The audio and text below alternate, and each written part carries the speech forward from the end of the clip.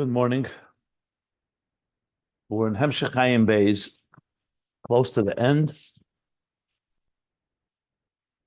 Page 1475. And it's corresponding, paralleling page 382, approximately 381, 382, in the Mittler Rebbe's Maimer Mik Hashem Elokeinu Maimori Admur Amtsoi, Bereshis. And again, the reason we're learning both is because the Mittler Rebbe is the foundational text that the Rebbe Rashab both quotes, meaning he literally lifts lines from there, but also elaborates upon quite extensively. In addition, it will also help us understand the flow, especially once Ayin Beis ends in 2 pages. The Rebbe Rashab never finished writing the whole Hamshech, but the Mittler Rebbe did continue the theme. And the Mittler Rebbe's Maimer in turn is based on the Alter Rebbe's Maimer in Torah Eir.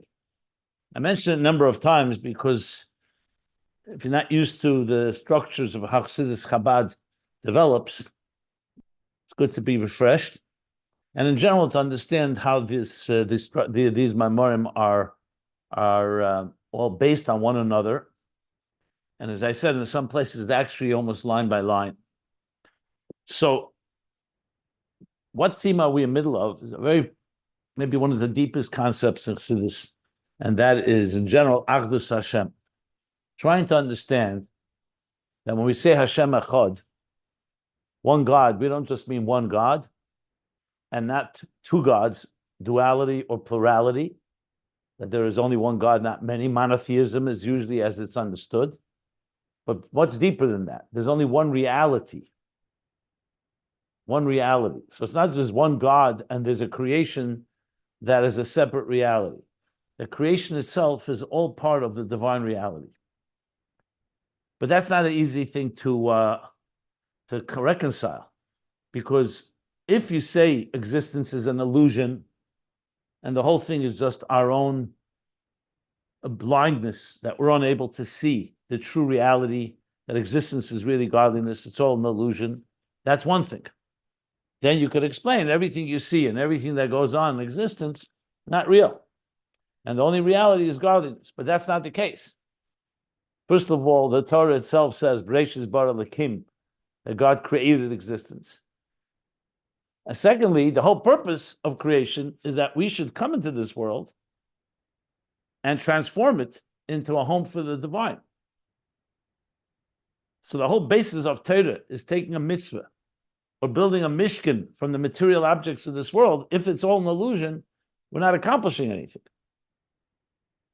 So now comes the question, since existence exists and we have an independent consciousness, which is very clear that we can choose to defy God, to ignore God, to deny God, and that's real, meaning our reality is a real reality. How do you reconcile that there's only one reality, a godly reality? To take it a step further, if you were to say, okay, you know what? The divine, we'll call it Atzmus, or the higher levels of the divine, are beyond existence, beyond us. Less machshava tfisa beklal. No mind can grasp the divine. The divine is beyond, which makes sense. The creator is beyond the creation. Like we learned at length, yesh ma'ayin, there's nothing in common. Existence exists, but only in a relationship with a very minute dimension of godliness. What does that mean? Like an artist. An artist can be completely distant, infinitely distant from the art he created, and yet a little part of his energy invested and created one piece of art. That doesn't take away, it's not an illusion, the art is real, but its relationship is only with one, we'll call it 1%. I don't mean it in numbers, I mean qualitatively speaking, it only relates to one very small dimension of God, as God is behaving like an artist and creating existence, and therefore our relationship is with that divine level. What we would call das tachten, yichud tata. So there isn't a creation. The creation is not an independent reality. It's a creation that God created, and He gave it credence, He gave it value, He gave it a certain independence that it should feel it's separate, and the divine energy is sustaining it. And we don't feel that energy, and our Aveda is to access that energy and come to align all of our lives toward godliness. Take, for example, a king. A king that rules his empire, he's not the very essence of their being. They're independent entities, but they are loyal to the king. When it comes to God, obviously it's deeper than that because God is the very essence of all of reality. So that would explain, not completely explain it all, but at least you could say our relationship with the divine is in a very so-called minimal level. Like a student that is a beginner student, he relates to his teacher through ABC, through Ayin Beis, or through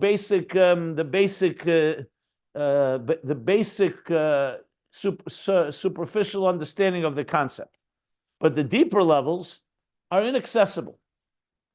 That also, however, Chassidus does not accept, because Chassidus says that number one is from the point of view of Achdus Hashem, how does that resolve the issue? You still have, then what do you have here? There's a whole part of God that does not relate to existence. Fine, that can be understood. But it means that we are, in a way, not ever relate with those higher dimensions. And Chassidus doesn't accept that, because the Torah is saying, I want you to have a relationship with me even on my highest levels. You say, "V'yadaita yem v'shavesa levavecha ki Hashem elikim b'shamayim emal v'la'oretz mitachas einoid v'haftas Hashem elikecha." In other words, the relationship is not just with the divine that relates to existence; it's also with higher levels of the divine. This can be discussed. Can you make an argument that those verses I just quoted maybe are referring to the lower levels? But there's many proofs that Chassidus brings that it's not the case. And above all, the relationship Hashem wants to have with us is He Himself wants to have a relationship with us. Not just that He threw us a bone, so to speak, and you only have a relationship with a very minimal level. It's a relationship with the Eibishter when it says, Anochi Hashem Elokecha, asher tzisichim b'Mitzrayim, Anochi, I took you out of Mitzrayim. Anon nafshi k'sovis yavis, God invested Himself in the Torah, because if it was a minimal level, then why do we get the whole Torah, which is essentially the wisdom and the desire of God? In other words, the mitzvahs and the Torah mitzvahs is more than just subjects that are serving God, that are serving a master. A servant, for example, does not have to understand the master. He doesn't have to love his master. He just has to obey his master. Here we see there's much more. There's a relationship of love, of reverence. Ahavtos Hashem Elokecha. All this indicates that the relationship is a lot deeper than just das tach, that there's also these higher levels. And it may be even more importantly, in Achdus can be split into parts. At the end of the day, if we say there's only one reality, which is God, that reality is not in two parts. It's true that God can relate to some creations, just a lower level of the divine. But the fact of the matter, within the divine, it's all part of one reality, as he comes to explain here. So that's why Chassidus explains that there's a higher level called Yichudei Elah. Yichudei Elah teaches us how God sees existence, but in that case, existence is completely nullified. Like I said before, God is completely beyond existence. That's Yichudei Elah, Bittul Mitzias. That's the ayin of the Yesh Hamiti. But then comes the main chiddush, that the lower level of bittul, the one that we relate to, bitla yesh yichud tata, in other words, the divine as it relates to existence, is one with the divine that's beyond existence, because you can't split them into two. Kael deus havaya, they're all, he encompasses both these opposites, even though they're two opposite perspectives. One sees the divine through the lens and prism of existence. One sees existence through the lens of the divine, that they really all become one. And God wanted one, and Atzmus wanted both these experiences. So when he emanated, Ayin, like he says, he emanated two levels. They're not yet discernible. You can't yet discern the two because they're all one divine expression. And that's where the Tzimtzum will come in. and separate between the two, because we need that for creation to be an independent consciousness, but fundamentally they're one, which means this: to say that we see the divine through the prism of existence, so that means the divine is defined by Yehi Ohr, Yehi Rekia. Essentially, it's godliness as it relates to our lives. So therefore, we serve God, we eat food, make a blessing on the food. But the part of the divine that where existence is completely nullified, that's God's perspective, that's Yichud Elah. Now he's saying both come together, which means that God sees existence as we know it, but doesn't see it the way we see it. He sees existence as Elokus. In other words, the very existence that we have is not just nullified as if it doesn't exist. It exists, but at the same time, from God's point of view, all it is an expression of godliness. So that's deeper than Yichud Elah, because Yichud Elah is saying doesn't exist, completely nullified compared to his core essence. In the third level, you have the combination of both. Now the question, of course, arises, does God ever see existence as we see it? Like when we're in pain, for example, or we feel disconnected. Is this purely a human experience, or is God with us in our pain? Because based on what we learned, that the unity is all one, that everything from the perspective of the divine is all oneness. And to just bring in the example he gave, a teacher that's going to teach a student. So he says there are two aspects to this. Firstly, there's the intelligence that the teacher has on his own. Then there's the intelligence that he allocates, that he's going to teach a student. Within the teacher, they're all one before he does anything.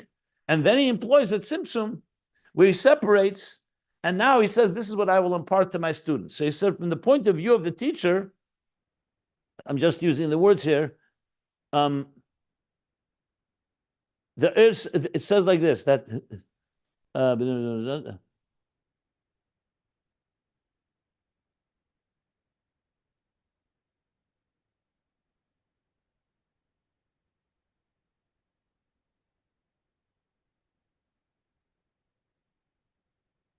that when it's by that both these levels of intelligence, just looking for the exact words I wanted to quote.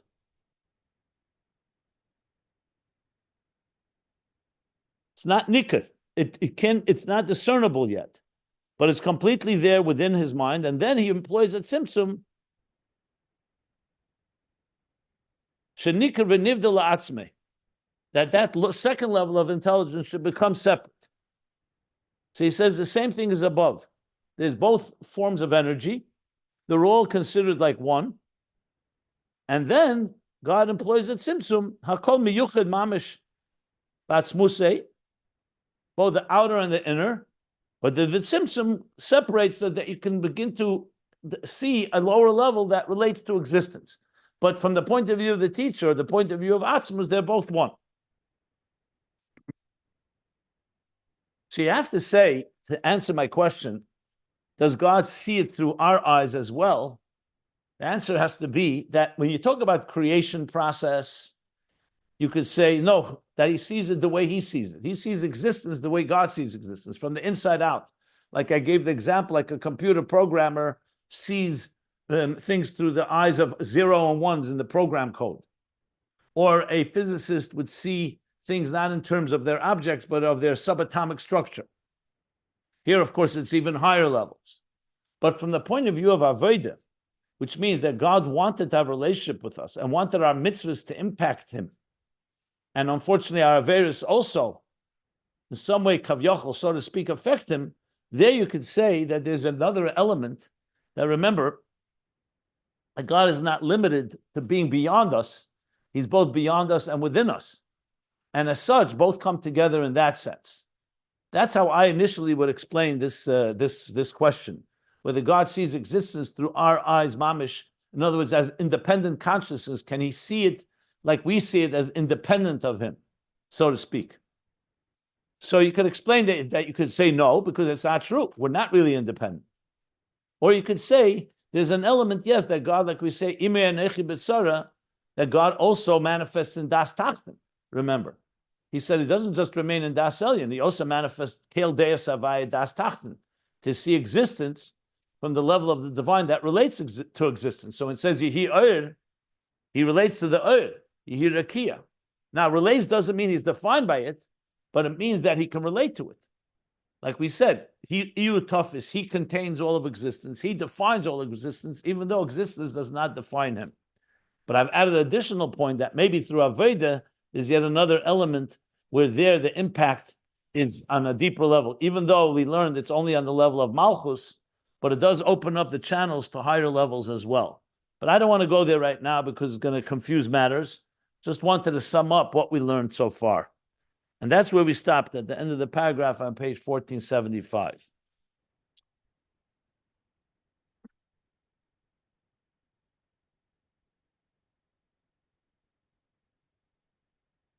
As I mentioned, when you look in Teira Sholem from the Rebbe Rashab, in Simchas Teira Tafrei Shayin Dal, which we learned inside a while back, you see he talks about this very directly, where he brings the example. He says, a piece of wood, does it exist or does it not exist? So he says it's wood, but it's a lakus, it's Atzmus. So it's this and not this at the same time. We only see the wood part of it. But let's think like I said before with subatomic particles, from that point of view, there's a whole other dimension that we don't see. You talk about it from the godly point of view, there's the whole godliness that we don't see. But God sees both. He sees what he created, but he also sees how it's really an extension of godliness. So that's somewhat of an explanation of these two levels and how they come together. But there's more to be said on this, which we're going to learn now, going to the conclusion of this Hemshech. So unless someone has questions, I'm ready to continue learning. And by no means is this simple material. So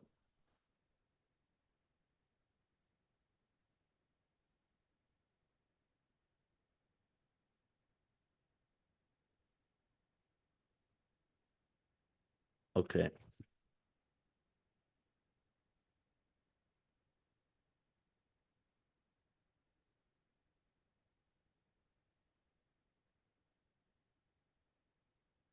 Just 1 second.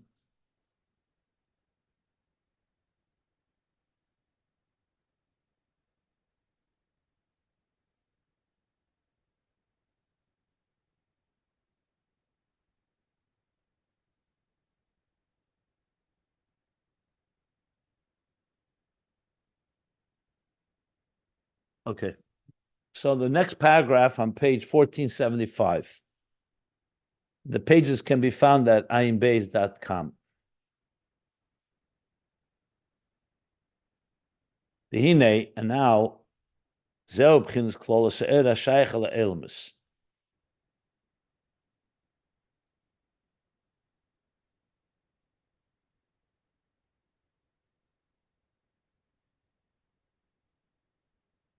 He's referring to the last line from the previous paragraph. So he said that the Tzimtzum, like with his teacher, when he conceals his whole brilliance, what's emerging for the student is only, let's say, Aleph Beis, ABC, or just the basic, let's say, verse in the Torah, Mikra Pshat, the literal interpretation. And for the student's point of view, he doesn't see all the depth behind it. He's just learning the outer surface of it. That's called Chitzenis. So he says that's Klol Hashayach La'elmus. That's the Ohr that God allocated from the initial outset, like we learned. The two levels of Ayin don't come one from the other. It's not Ayin Ma'ayin. They both come from the Yesh Amiti. One was an energy that's beyond existence, and one is an energy that relates to existence. The Pnimius, that's the deeper level of Ohr. That's completely above and beyond being revealed to the world. And in general terms, this is the level hu b'chinas erein sof hasevav klam. This is the level of erein sof hasevav klam, the transcendent energy that sevav klam means beyond existence. V'shorse be'erein sof shalifnei tzimtzum, and its root is in the erein sof pre-tzimtzum, that's beyond relating to existence. It's how, let's say, the teacher relates to himself, like we learned. Vachitzenius, in the outer dimension, which initially was all encompassed within the Pnimius, all as one, but now we're distinguishing between them. That's the air, so-called relating to the elements, like the teacher's intelligence that relates to the student. And what is this B'derech Klal? The B'derech Klal is B'chinas Mamala Kalam. This is in general the level of Mamala Kalam, and this is already Mamala, meaning the divine that fills and permeates. No, not the transcendent energy, but the immanent energy that permeates and enters into existence. In the words that we learned before in the Mittler Rebbe, Asar Maimoris Nivra Elam.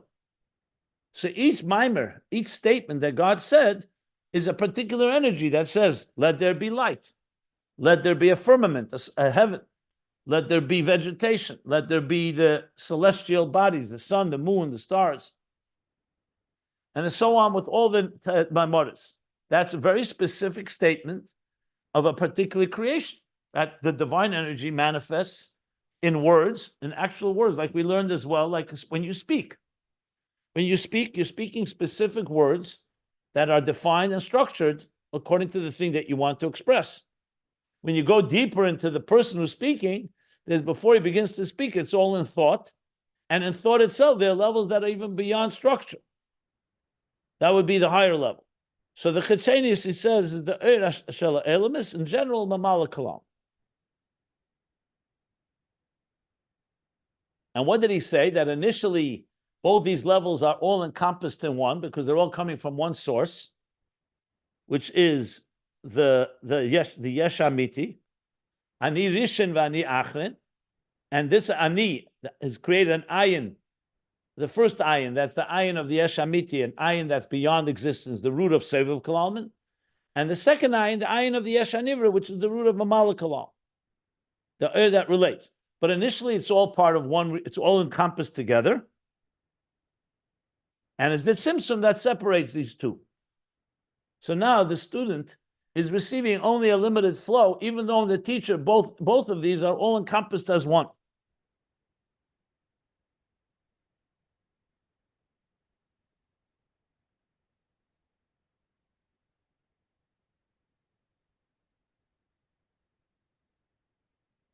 Okay. Omnom kan hakavona. However, here in this mimer, the Rebbe Rashab is emphasizing another point. We discussed this when we learned this piece the first time, when we learned it the first time a few months ago. She says, "Now, omnam kana kavana ba'er ba'gili shebe'el sheyesh b'zeh beis madreges."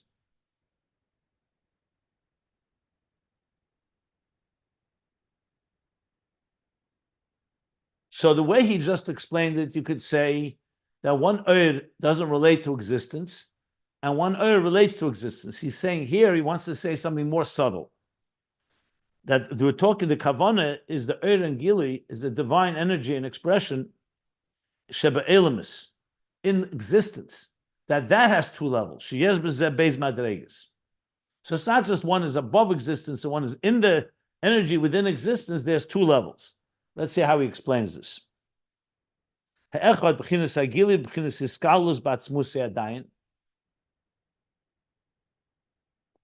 One is a gili that is going to relate, that is also relates to worlds, but it's still as it's encompassed in Atzmus Adayin. In other words, like we talked about the teacher, he hasn't yet conveyed the idea to the student, so it's all within himself. So even though the ideas are going to be conveyed, but at this point, it's all within the oneness of the source. Atzmus Adayin. Ayin Beis, and the second level is b'chinas ha'izgala shechutz la'atzmusei. The second that actually gets revealed outside of his course, so to speak, li is b'chinas moka liyesh, to be a source for the yesh. Okay, let me explain what he's saying here. I think I understand it now better than we learned it the first time around. There's no question there's a level of ayin that's beyond existence altogether. That doesn't relate to existence, doesn't relate to the student at all. But then there's another two levels. There's the energy that does relate, but it's still within the core. So within the core, it's one with the higher level. And then there's the way it actually becomes like dibur. He begins to speak, or not even dibur, where it actually becomes separate from the higher level, and now it's actually going to become a mocker to the yesh.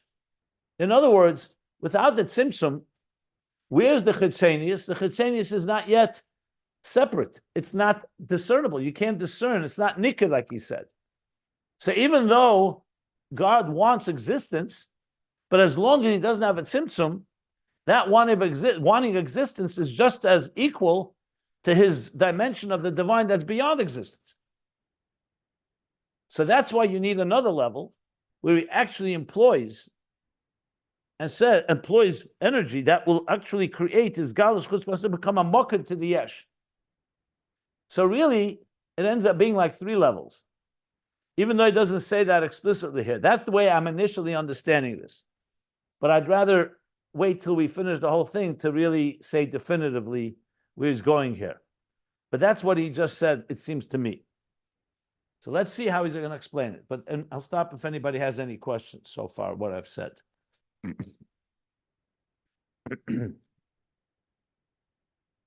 So he says like this now, Va'inyan hu. If you're somewhat overwhelmed or confused, I'm not surprised, because it's a very abstract and very subtle topic. But I would just say, be patient and things will get clear as we go.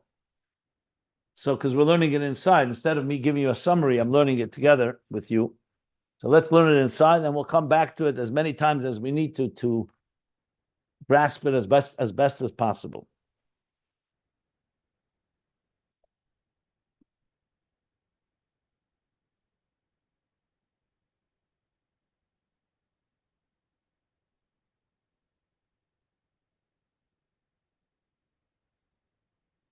Va'inyan hu. The Inyan is the Nimuvim ba'geres hakedesh siman chaf. So now bring us back to Geras HaKedesh in Tanya, fourth section in Tanya, Geras HaKedesh, the 20th section, the 20th epistle, Siman Chaf. So there he talks about Be'iyan de'iyu v'garmu yichad. So there he brings the expression from the Zohar that you are one. Iyu v'chayu yichad, you're one with your oir, and you're also one with your kelim. Garmu yichad, iyu v'garmu yichad. As he explains, v'garmu yichad livrei bahem v'ayoda ma'ayin liyesh. To create in them and through them existence ma'ayin liyesh. In other words, the way God created existence was not he just stood apart and said, let there be existence, but like an artist, he manifests his divine energy into kelim, like an artist would take a paintbrush and paint, and actually took his oil, put it into the keli, and through it created existence. Why did he do it this way? Firstly, to make sense to us so we can relate to it, and also for us to have a path to trace back our way through these stepping stones or through this process. So there's a process here. That's what he explains in the Geras HaKedesh. The b'chinas ihu, he says, zeh b'chinas pnimi. The word ihu, referring to God, you, that's pnimi. That's an internalized energy that's customized and caters to and is tailored. Hamislabish ba'kelim, that manifests in the kelim. So, for example, our soul has all the faculties it needs, the power to see. But if you don't have a physical eye, so the power to see will not be able to manifest in seeing in this physical world. It just remains a koyach, a potential faculty. So what happens? The oir hariyah, the power of vision, the energy of vision manifests inside the physical eye, and that allows you to see. On the other hand, if you only had the keli without the oir, you'd have, God forbid, just a corpse. If you only have the containers, it needs the energy to flow through it. So it's a process of oir and keli. Everything is a light, an energy, and a container. Take an appliance, a light bulb, and the electricity that runs through it. So what he says is Iyu v'gamuicha, that Iyu is referring to the pnimi that manifests in the kelim, and through those kelim, in the kelim, and through the kelim, he creates all the different elements, all the different details of existence. The b'chinas ha'era mislabish b'chinas malchus, the that manifests in malchus of Atzilus. That means it's an pnimi. Hu b'chinas mokel lahavis. Now this has become a source to create. In other words, if the was higher than the kelim or higher than malchus, then it still remains an energy that's not associating and relating with existence. That would be like that is not tailored to the container, like the hariyah, the power of vision, has to be tailored to the eye. It can't just be an amorphous, abstract energy. It has to be something that becomes a mokel lahavis. In the parentheses, the Rebbe Rashab adds something, so let's just read it. I don't want to really also distract, but let's read, since we're reading in order. It's not a long parentheses. Ubamokem Achari says, elsewhere it explains, malchus. So here he explained, Iyu is pnimi that manifests in the kelim. One second.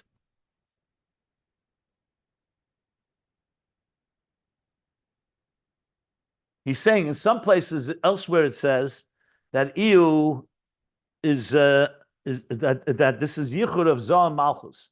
That Iyu Zeh b'chinas Zah. Iyu is referring to the level of Zah, the midas of Atzilus. Hain b'chinas ha'er de Zah. So it's consistent with what he says here, but it just adds that it's a level of Zah, not just Er in general. And in general, Zah is the level of Eris relative to Malchus. Like we know, Zah is primarily Rubei. Its primary force there. It's mostly Chsadim, based on the first midah, Chesed, Gvura, Teferes, Chesed. Chesed is generally Hashpah, Ohr. Gvura is more Tzimtzum, Helam.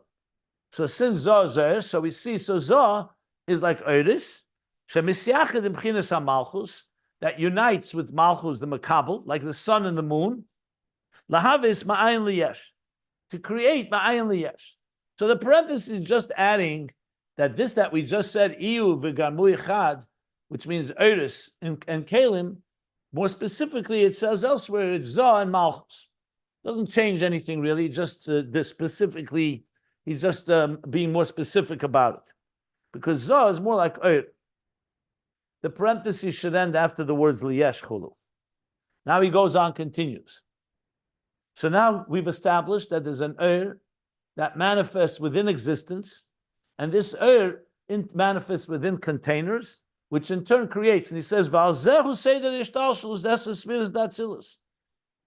this is the very function, this is the very purpose of the 10 spheres of Atzilus. The evolution, the Seder Shtalshus, the evolution, the orderly progression of the 10 spheres of Atzilus, because essentially these spheres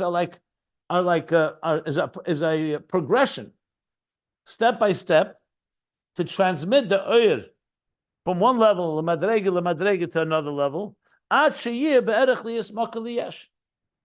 to the point that it comes into Malchus, that it becomes a mocker, that the energy has been diminished and tailored and defined to the point that it becomes a mocker to the yesh. So in other words, to explain the concept, how the divine, which is divine unity, completely beyond existence, manifests in existence, we have the process of the shtalshlus of 10 spheres, with each sphere carrying the energy step by step by step, to the point that the energy is now like a teacher, has taken his energy and he's so-called funneled it and directed and channeled it to become a mokkah to the yesh. This is the essence of an pnimi, of a malakalam. This is all about that relates to existence. We'll soon see how it's going to connect everything he said so far. That's the ishtalshus of the Esespheres. The ismokel yesh, u'kameshikosa b'mokem acher. It says elsewhere. Okay. Now, v'hinei nizbar le'il. Now, it was discussed earlier, and he tells us where in the Maimer, in the first volume, Mereish Shudim. It's a Bolik Maimer. In the first volume, page, I see 291. He says the Bishtalshlus Ilav Ol Desesvis Yesh Beis Mazdreges. That the Ishtalshlus Ilav Ol cause and effect of the 10 spheres. Remember, we learned that existence is Yesh Ma'ayin, but that doesn't mean there aren't steps in the process that are like Ilav Ol cause and effect. Chachma to Bina, Moichin to Midas, Midas to Malchus. So he says we learned that there's 2 levels in the Ishtalshlus of the 10 spheres. Mashud l'tzedech Atzilus. There's 10 spheres as what is needed for the world of Atzilus. Umashud l'tzedech biyah, and what is needed for the world of biyah. So both worlds need the 10 spheres. That's their energy, but there's a difference. One is for Atzilus itself, and one is what's going to be needed to build the next world of Biyah that's separate from Atzilus. The Letzerech Atzilus Atzmei Hakol B'chinas Hadveikus. That which is needed for Atzilus itself, all is in a form of Dveikus, attachment to the divine. It's not separate. But that which is necessary for Biyah, the energy, it's still within Atzilus, but in Atzilus itself, it's already an energy. It's already a cause and effect that is separate to some extent. To the point that needs to be that it becomes a mocker. So in a way you can say, using the example of the teacher and the student, the first is the teacher's 10 spheres are all about him understanding the idea himself. And then there's how he needs to understand it as it relates to the student, to Biyah. And there it's already a Havdalah. Within himself, you have these both levels.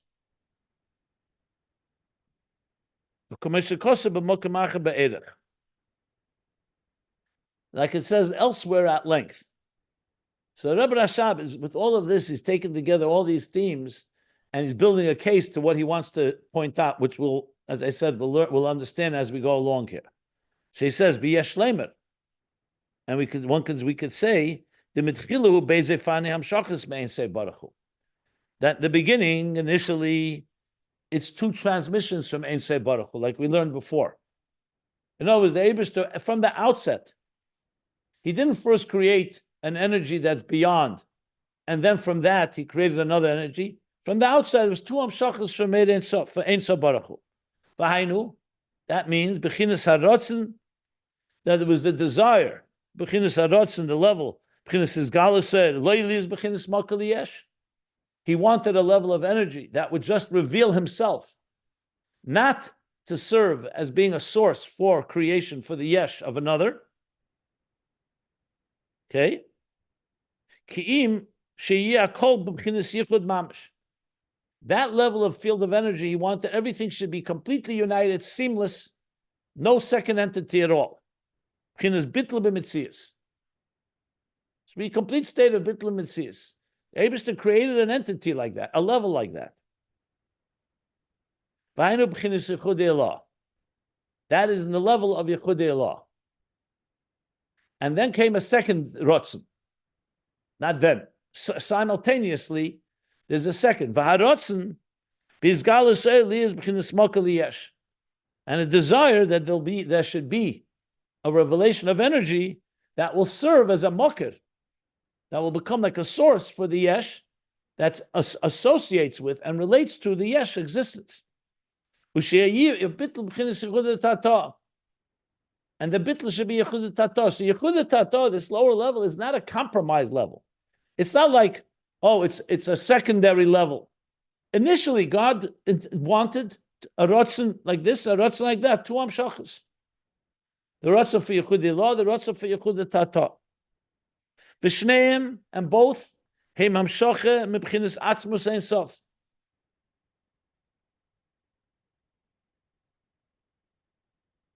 And both are transmission from Atzmus Ein Sof, u'miyechudim heim bebchinas Atzmus.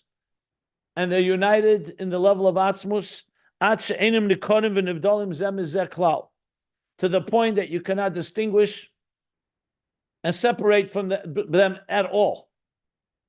In other words, in the source, they're all like one. Like I mentioned yesterday, the example. The king has two ministers. One is the internal minister, the interior minister. One is the exterior minister, the foreign minister.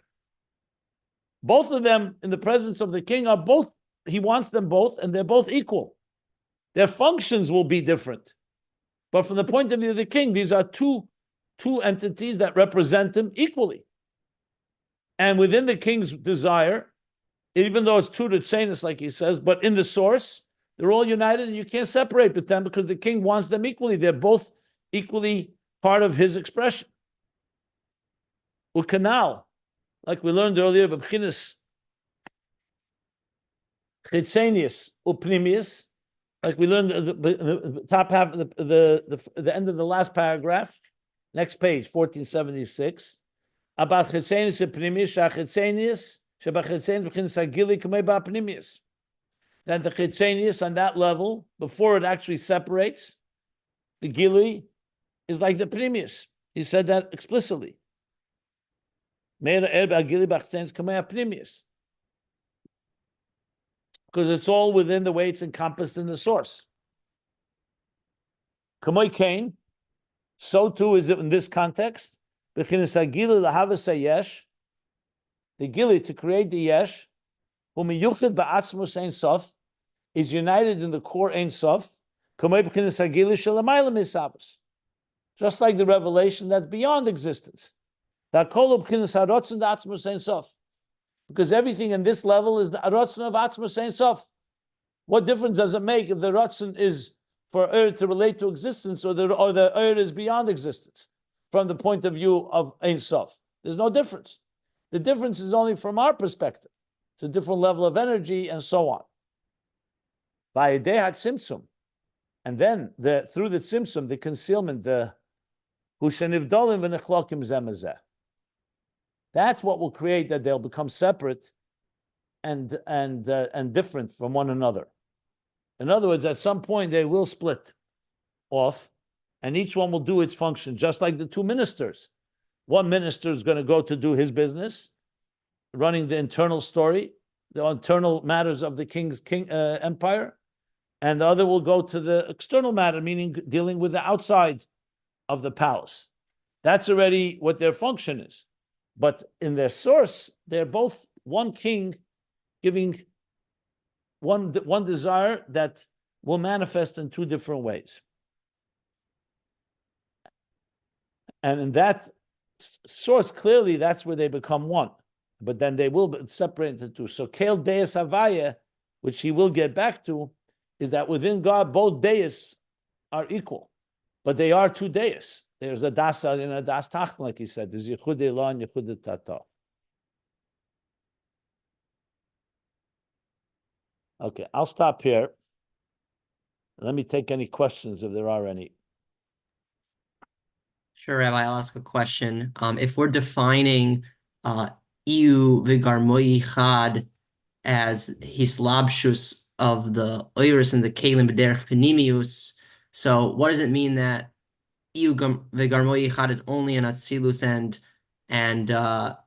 in lower levels it's not like that? I mean, how do you work through a keli and it be not mislabish b'penimius?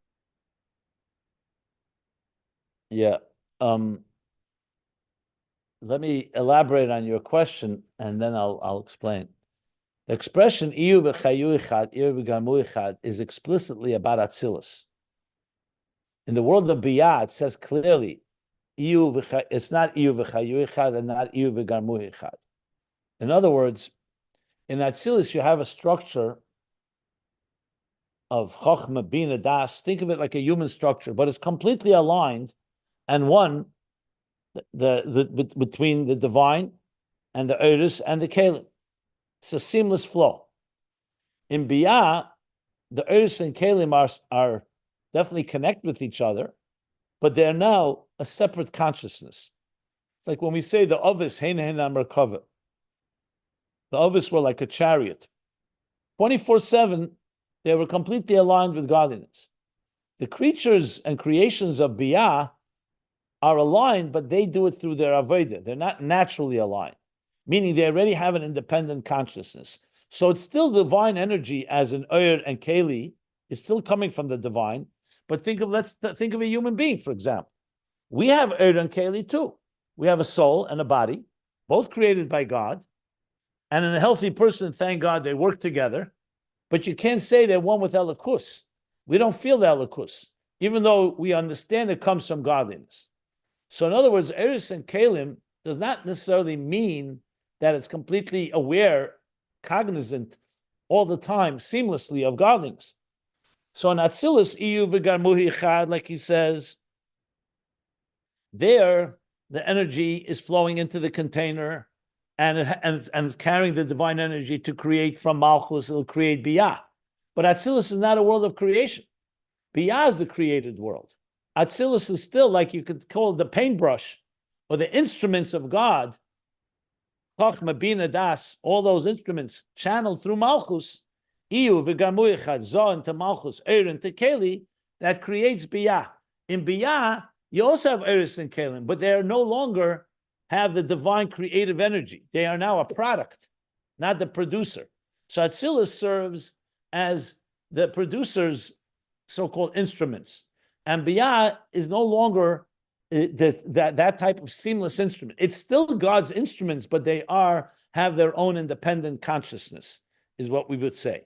So then afterwards, when he says that there's two levels in the shtalshelus of the spheres, saying one is within Atzilus, that's Iyu v'chayu echad, Iyu v'garmu echad, l'tzedech Atzilus.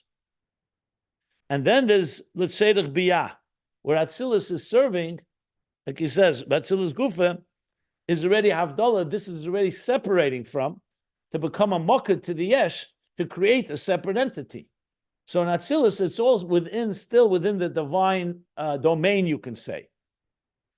Think of it within the Beis HaMikdash, if you wish. Biyah is already outside of the Beis HaMikdash, outside of Atzilus, which is being created by Atzilus, but it's still being created through a process of Eris and Kalim and Spheres. That's why those Spheres relate to, or an example of the teacher, in Atzilus, everything is all still united with Atzilus. In Biyah, it's already how the teacher is associating and relating to the student, to another. Now, initially, it's all one. Yes, both of this. The question I have really is, what is this adding to what we learned before, and what's the omnam kana kavanim?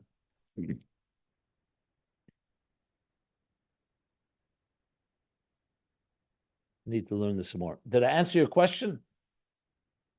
Yes, Rabbi, thank you. A lot to think about. Okay.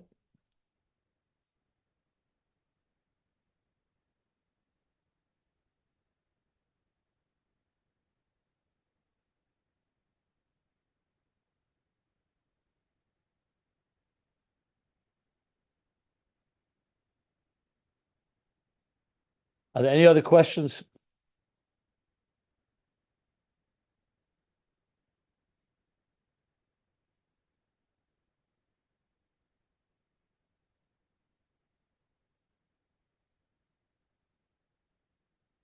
Okay.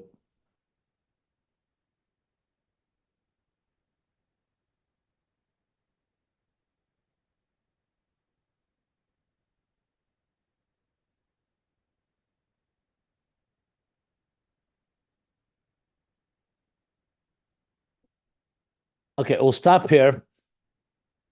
A few lines top of page 1476.